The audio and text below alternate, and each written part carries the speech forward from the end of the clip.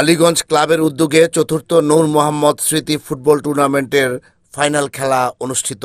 আজ রবিবার বিকেলে ফতুল্লা থানার আলীগঞ্জ খেলার মাঠে আলীগঞ্জ ক্লাবের উদ্যোগে আয়োজিত চতুর্থ নূর মোহাম্মদ স্মৃতি ফুটবল টুর্নামেন্টে ক্লাবের সাধারণ সম্পাদক হাজী নুরুল ইসলাম মেম্বারের সভাপতিত্বে ফাইনাল খেলার পুরস্কার বিতরণী অনুষ্ঠানে প্রধান অতিথি হিসেবে উপস্থিত ছিলেন ফতুল্লা থানা বিএনপির সভাপতি শহীদুল ইসলাম টিটু। নির্ধারিত সময়ে ফাইনাল খেলা অনুষ্ঠিত হয়। খেলায় প্রতিদ্বন্দ্বিতা করে রেইনবো ক্লাব এবং আকবর স্পোর্টিং ক্লাব তালেপুর।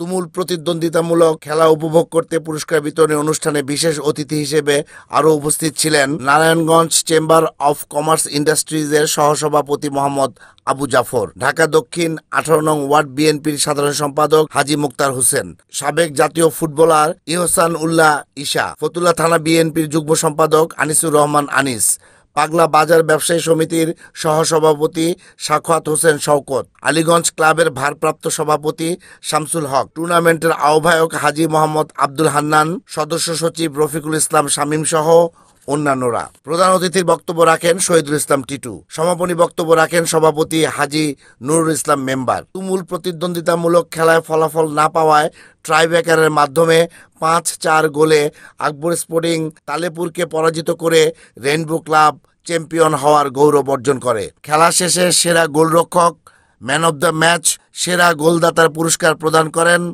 প্রধান অতিথি।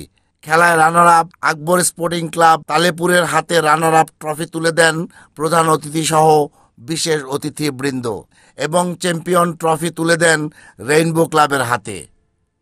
রিপোর্ট আহমেদ শরীফ, NAN TV।